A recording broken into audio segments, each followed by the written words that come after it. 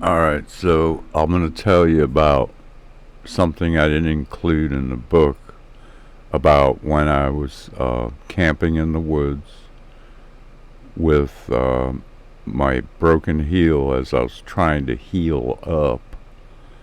And I had run out of tuna fish, canned chicken, sardines, whatever protein I had. I was eating canned vegetables, making pancakes, mashed potatoes out of a mix, and whatever else I had. But I needed protein and I knew it.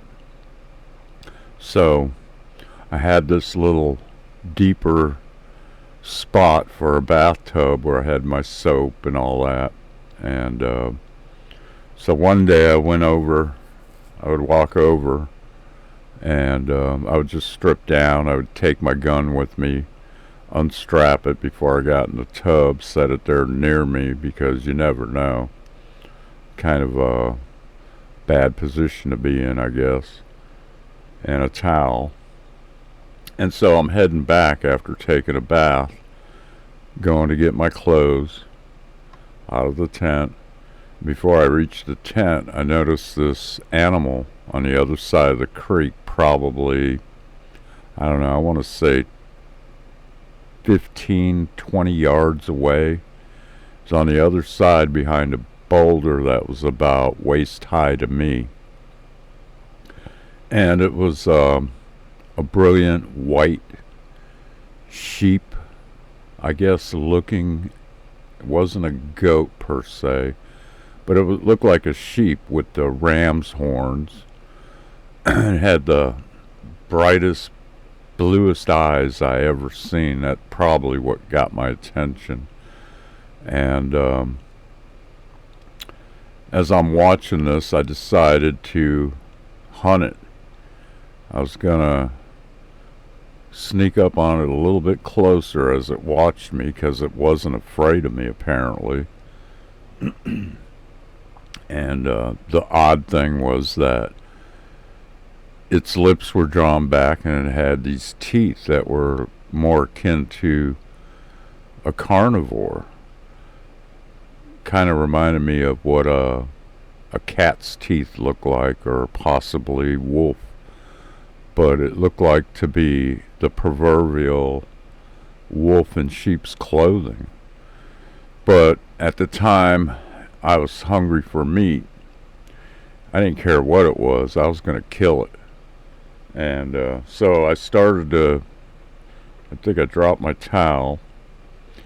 I'm butt ass naked.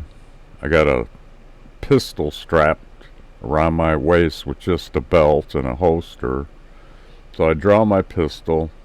I'm watching it steadily as I'm walking towards it through the creek.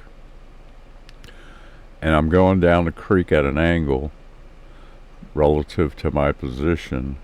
And I got in the middle and slipped and landed on my back in the water. Didn't hurt myself, but I kept my gun out of the water. It wasn't very deep. It's like maybe 2 feet deep at the deepest point in the middle of the creek.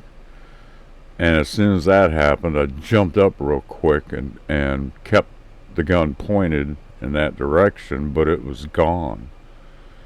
So I walked over to the boulder anyway, and I watched, and I didn't see anything running up the side of the hills. I would have noticed that right away to see which way it went. So I might have tracked it, but I doubt it because I was still hurting. But anyway, I walked behind the boulder to see what the prints looked like. I knew it had to leave some kind of footprint there. And it did. They were just what you would expect from a sheep or a goat with cloven hooves. They looked and appeared that it had made several moves while behind the boulder watching me or whatever. And I didn't see, I kind of seen the direction it went, which was where I was looking, and I didn't see anything running away from there. But it did leave prints. It wasn't real muddy, but the sand and everything was wet back there, moist, because the boulder sat on the edge of the creek, so behind it was kind of moist. And it did leave prints, which blew my mind. So that was over, and I want to go back to hearing the voices on the creek the same way. I got out of the tub, butt ass naked, and I hear these voices, so I stop and I pivot right before I get to my tent, and they weren't. What I heard seemed like no more than 10 feet away, but I couldn't see nothing. Nothing was there. It was amazing. It was the weirdest thing. I didn't know, like I said at the time, was it a lack of human voices or was it my imagination? But it couldn't have been. I'm absolutely sure my ears heard it, but I can't be sure that it wasn't mind speak. Somebody speaking into my mind. And it kind of ties into the incident of the creature walking by my tent. But I heard a lot of stories on another site by a guy who narrates emails of people who have experience with Sasquatch, or what they call Sabe. And most Native Americans tribes have different names for Bigfoot, basically. But a lot of people experience that and various other things. And I listen to his site because I'm subscribed to him here on YouTube. And it's interesting because I was in the country or the county that claimed to be Bigfoot country. But I gotta wonder if that's not what I was hearing. They didn't bother me if it was. They probably knew I had nowhere else to go and I was hobbled up, and who knows. But very strange place, I gotta say. From the music in the creek and everything else in the winter all the way to this. Very strange place. But I know my hearing improved, and it still blows my mind to this day. And this happened in, I don't know, around 83, no later than 84. But the place was beautiful. And like I said, it's also called God's country. And I felt like I was in church there. Later on, and before I before I heard the voices, and after the wolf in sheep's clothing, let's call it, I did have to kill a deer. It was a small female. I felt sorry, but I was starving for protein. I needed it to heal up. And I only took what I could because I also had Tupperware with me to store leftovers, like from canned veggies and that sort of thing. And I only took a portion of the shoulder and the back strap. And I was able to utilize my Tupperware to save enough for a couple weeks. And I put it in the Tupperware and I set it in the bottom of the creek because the creek was ice cold. I put it in the bottom in the middle of the creek and then set a few boulders on top so it wouldn't float away, and it didn't. And so I had macaronis and tomato sauce and made a kind of a stew thing with the meat in it, and it was good, and it definitely helped me recuperate. The problem was I had to get the rest of the carcass out of the area, which was a very difficult thing to do.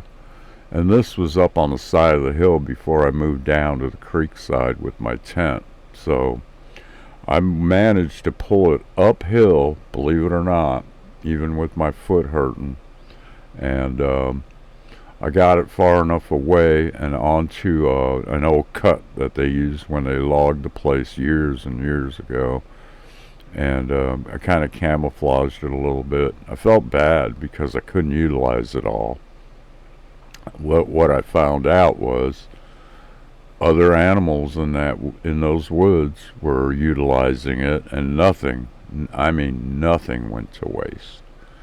Don't know if Sabe was there or not, Bigfoot. If it was, I didn't know about it so much back then to check on it to see what was. I did check on it a couple times, but I didn't check on it to see, was there any signs of that. But apparently there were some carnivores that ate off of it, and then nothing went to waste, all the way down to the bugs. Everything enjoyed what was there, which was mystifying. Didn't stink up the area or anything like that. And I'll bet you I could go back and find those bones there. Although I really don't want to. But it was something that got me through to the point of where I didn't have anything else to eat besides pancake mix and instant potatoes and a couple other little things that didn't add up to much. But so there's that story and the rest of what happened there. And I kind of left it out of the book because everything I'm telling you in there, it's long. It's a long build up to the main story. But I do, as I went back and forth from Florida to California, I spent 5 years here, spent 5 years there, 6 years, whatever it was. I did do some mining in Weaverville and in Hayfork, of course. And I learned that there was a major flood event in the past. And I made a bunch of videos relating to that as me and Odie walked around these different towns. And Odie is my avatar. That's a picture of my dog who's now gone. And I miss him. But the thing is, I have it on another site. It's called Edge Mikey. ED. What is it? EDGEMIKY. That was my original channel. But once YouTube took it over, or Google took over YouTube, I could never get back in there. So I did download the most important videos, and I want to get them on this channel because it is proof of the flood event. If you know anything about geology and the way sediments settle, it definitely, from the topography around there, I could see where something happened because of the way the sand, the enormous amount of sand that sits on top of the geological column before you hit bedrock. It's all there, and all the heavier stuff sinks to the bedrock, and then there's different layers, gravels, boulders, rocks, and then sand in between. And then the sand on top of these layers is like, it varies from 4 feet to 8 feet. That's the last thing to settle. Where did all the sand come from? It just blows my mind. Anyway, I'm going to try to make this one a little shorter. So there you have it. If you wanted to look at that other site of mine, you can search it. It's Edge Mikey with a Y at the end after the K. So there it is, and I'm working on more videos, more chapters.